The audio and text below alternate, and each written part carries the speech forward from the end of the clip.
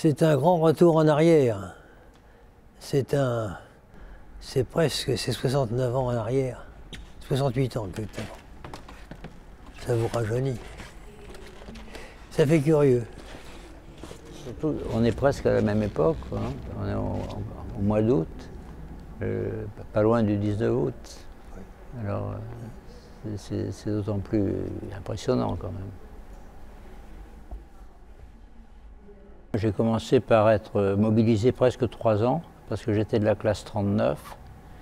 Donc je me suis retrouvé sur le pavé de Clermont-Ferrand en novembre 42. Et je pense que ça a été la chance de ma vie, parce que c'est là que j'ai rencontré tous les plus grands intellectuels parisiens qui se cachaient là, et des gens qu'on va retrouver à l'Hôtel de Ville d'ailleurs, et c'est eux qui m'ont mis dans le coup de la résistance. Alors je suis arrivé à Paris fin 43, parce que, avec ses amis d'ailleurs, on trouvait que c'était plus rigolo de voir la Libération à Paris qu'à Clermont-Ferrand ou à Tarbes où était ma mère. Eh bien, je faisais mes études à Paris. Je faisais des études d'ingénieur à l'école Breguet. En 1943, je suis rentré aux équipes nationales. C'est un groupement qui était là pour aller sur les... Quand il y avait des bombardements, pour s'occuper, de donner un coup de main. Et ce mouvement, équipe nationale, prévoyait que des choses se passeraient. Il fallait donc être prêt éventuellement. Le 19 août, là, quand éclate l'insurrection, je ne tenais pas en place, alors je prends mon appareil photo, j'avais un vieux Rolleicord, je cache sous ma veste, et me voilà parti sur la rive gauche en train d'essayer de photographier. Il y avait des troupes allemandes, il y avait des chars, enfin, etc. Résultat, je me suis fait attraper par les Allemands, et puis j'étais collé au mur. J'étais les bras en l'air, le nez contre le mur, une mitraillette dans le dos, puis j'attendais qu'ils tirent, quoi. Et puis, mais il y avait deux vieux qui étaient sur le pas de leur porte, qui se sont mis à parler en allemand avec les Allemands. Moi, je ne sais pas un mot d'allemand, alors je ne comprenais pas ce qu'ils disaient, mais on m'a laissé partir. Bon, j'ai fait un pas, un autre, oui, on me laissait partir. Au mois d'août 44, la date exacte peut-être 15 ou 16 août, j'étais demandé à notre PC qu'est-ce qui se passait, et on m'a dit, mon vieux, bah, tu te débrouilles, préfecture de police.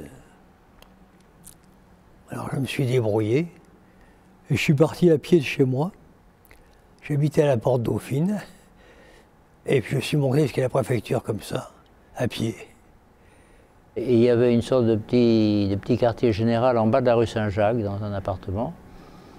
Et c'est de là que les gens sont partis pour le 20 au matin pour occuper l'Hôtel de Ville. Quand on arrive au petit matin rue Saint-Jacques, on nous dit « Ah mais ils sont partis à l'Hôtel de Ville, ils ont pris l'Hôtel de Ville ». Et à ce moment-là arrive Jo Massé, qui était une fille de CDLR, qui arrivait de banlieue avec une traction avant, et conduite par 2 flics. Elle les avait réquisitionnés, et puis nous voilà partis. Alors les flics étaient morts de peur, alors ils sont arrivés en trombe sur la place d'Hôtel de Ville, ça s'est mis à tirer de tous les côtés, les gens qui étaient à la porte ont fermé les grilles. Bon, mais enfin, c'était peut-être la première ou une des premières voitures qu'on amenait à l'Hôtel de Ville. Et à partir de là, je me suis retrouvé dans le bureau du préfet avec tous les copains. Nous sommes rentrés à l'Hôtel de Ville le matin, et on est rentré par la porte du côté. On n'a pas attaqué l'Hôtel de Ville. On est rentré par la porte, tout simplement, gentiment. Il n'y avait que des volontaires. Personne n'avait été appelé pour venir là. Et on était venu parce qu'on avait envie d'y être. Donc il y avait un bon climat qui régnait. Tout se passait bien. Non, mais c'était très excitant, puis amusant aussi, hein. Moi, dans le souvenir de ma longue vie, j'ai l'impression que c'est la semaine où je me suis le plus amusé, quoi. En plus, il y avait plein de jolies filles. Enfin, c'était vraiment un climat unique, comme ça, campé dans le bureau du préfet. D'ailleurs, ça choquait beaucoup les huissiers, qui avaient vu passer tous les gouvernements possibles et imaginables. Je vois encore le geste d'un huissier, le dernier jour, après la Libération. Il était pressé qu'on dégage, hein, qu'on fiche ce camp-là. Et il disait, oui, maintenant, c'est comme ça. En fait, des grands combats à l'Hôtel de Ville, il n'y en a pas eu. Moi, je n'en ai pas vu. Il y a des chars qui tiraient sur la place quand même de temps en temps. Il y a une colonne qui est arrivée. Là, je la revois. Elle arrivait des Champs-Élysées, enfin de la Concorde. Elle remontait. Alors ici, voilà,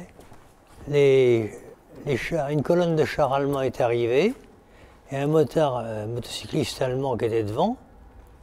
Et puis il y avait dans la tourelle du premier char un officier qui avait levé son capot du char. Et puis à ce moment-là, les ordres ont été donnés. Surtout, ne tirez pas, laissez-les passer tranquillement. Et un petit génie qui était au rez-de-chaussée a pris son flingue et pam, le motard terminé. À ce moment-là, l'officier allemand est rentré dans le char, fermé la tourelle, le canon du char a tourné en direction Hôtel de Ville, et puis tout d'un coup, boum, ça a effleuré l'Hôtel de Ville.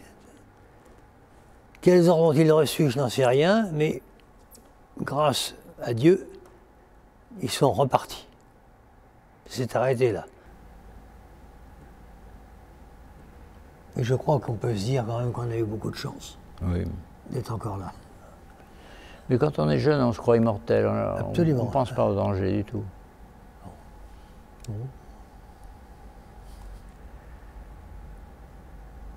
D'ailleurs, un héros, il est toujours jeune. Je n'ai jamais vu un vieil héros.